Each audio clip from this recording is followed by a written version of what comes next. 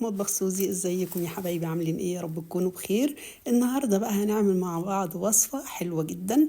بنعملها دايما في عيد الاضحى وما نستغناش عنها ابدا. هنعمل مع بعض الرقاق بطريقه سهله، الرقاق الناشف طبعا محشي باللحمه المفرومه بطريقه سهله خالص. هيطلع معانا جوسي من جوه ومقرمش من بره.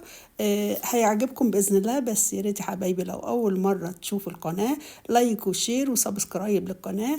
واقول لكم يلا بينا ونشوف بقى مع بعض الجمال ده. بصوا قد ايه طبعا الطبقات متساويه، لان انا قسمت لفه الجلاش زي بعض بالظبط.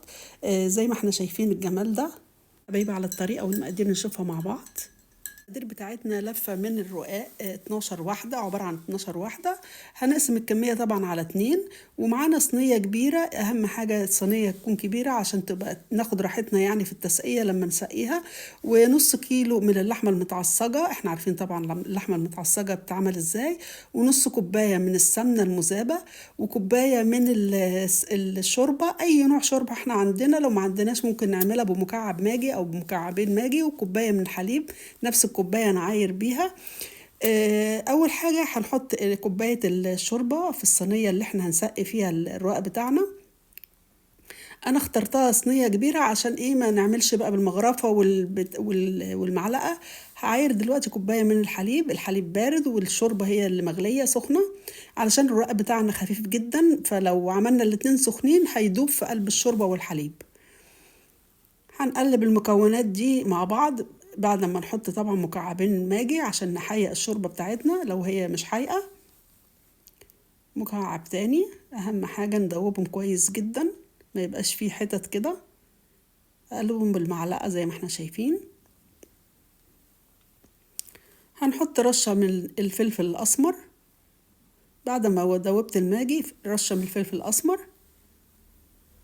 نقلب برضو تاني عشان كله يتجانس مع بعض.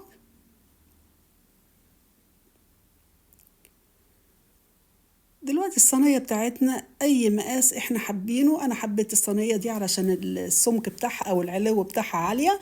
هندهنها من السمنة اللي احنا أخدينها عشان نعمل بيها. بس ندهنها كويس جدا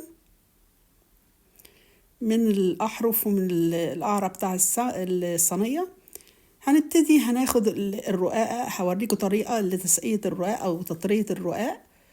هنحط معلقة ونص معلقة من السمنة في قلب الشوربة والحليب عشان تديها دسامة كده وتبقى طعمها حلو. نقلب السمنة كويس جدا طبعا الأول. هناخد واحدة من الرقاق زي ما احنا شايفين كده بالمعلقة هنسقيها. دي طريقة. والطريقة التانية عشان الصينية كبيرة ممكن نحطها كده، بس أهم حاجة نرفعها بسرعة لأن طبعا الرقاق بتاعنا خفيف جدا بيبوش بسرعة. زي ما احنا شايفين كده بالمعلقة بنسقيها. أهم حاجة كل حتة نسقيها بالشوربة والحليب.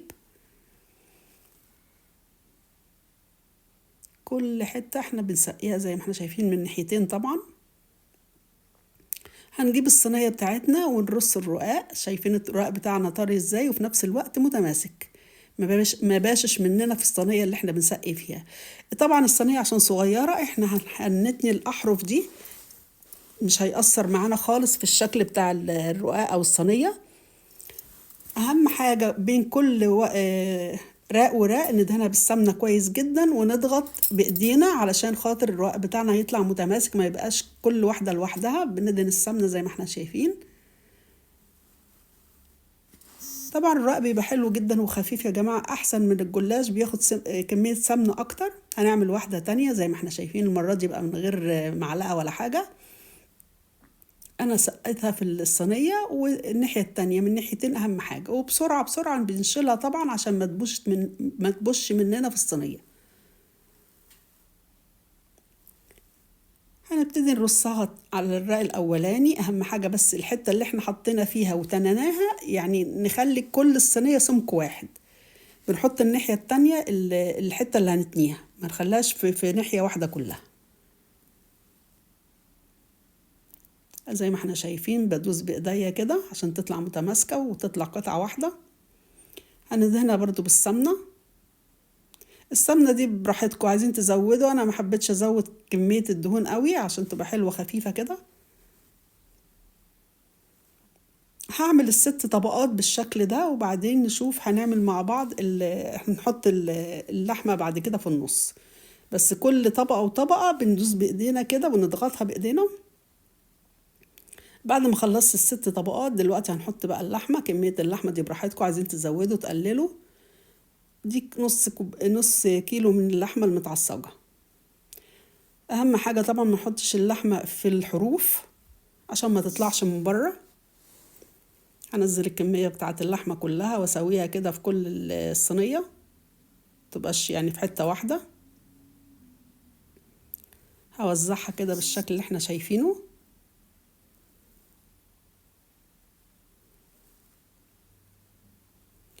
اهم حاجة زي ما قلت لكم ما نجيبهاش على الاحرف عشان ما تطلعش من بره. هبتدي بقى ادوس عليها بايديا كده اضغطها، واكمل بقية الطبقات اللي هي الستة التانيين. هنبتدي برضو زي ما احنا شايفين كده بكل سهولة، يعني في ثواني هتعملي صينية الرقاق بالطريقة دي. سقناها من ناحية وبسرعة بسرعة هنشيلها، ونبتدي نرص الست طبقات فوق اللحمة المتعصجة اللي احنا حطيناها زي ما احنا شايفين. يعني او يعني المنظر باين قدام مننا ان الرقاق مش بايش خالص يا جماعة. اهم حاجة ما يبوش مننا، لو باشت مش هنعرف نطلعها او نرصها. يعني هي طرية وفي نفس الوقت متماسكة بحيث ان احنا نعرف نطلعها. ندهن السمنة برضو. هكمل انا بقية الطبقات كلها بالشكل اللي احنا شايفينه. وبعد ما بعد ما خلصت الطبقات دهنتها الوش طبعا بالسمنة كويس جدا. هنحط حبة لبن او الحليب حبة صغيرين، مش هنكتر يا جماعة عشان خاطر طبعا تبقى طرية برضو، لان يعني وانا بسقيها ما تكونش طرية قوي. فكده بحط لها حبة الحليب الباقيين دول عشان خاطر تطرلنا الرقاق بتاعنا. مولعين الفرن طبعا على درجة حرارة 220 أو 230 على من فوق ومن تحت لحد ما الوش بتاعنا يستوي زي ما احنا شايفين كده. ودلوقتي بقى يلا نقطع مع بعض ونشوف الجمال ده كده. هنقطعها المقص بتاع المطبخ يا جماعة، ده أنا مخصصاه للمطبخ يعني، وبيكون أحسن وأفضل من السكينة بتبهدل الرقاق لو احنا قطعنا بيها. فالأفضل بالمقص زي ما احنا شايفين. هنقطع مثلث كده ونشوف مع بعض الجمال ده. والطبقات قد ايه بقى متساوية زي بعض بالظبط، عشان انا حطيت الرقات زي بعض بالظبط. نطلع كده حتة ونشوفها حبايبي. طبعا هي سخنة مولعة، يعني انا ما صبرتش عليها صراحة. بصوا قد ايه هي جميلة. بصوا.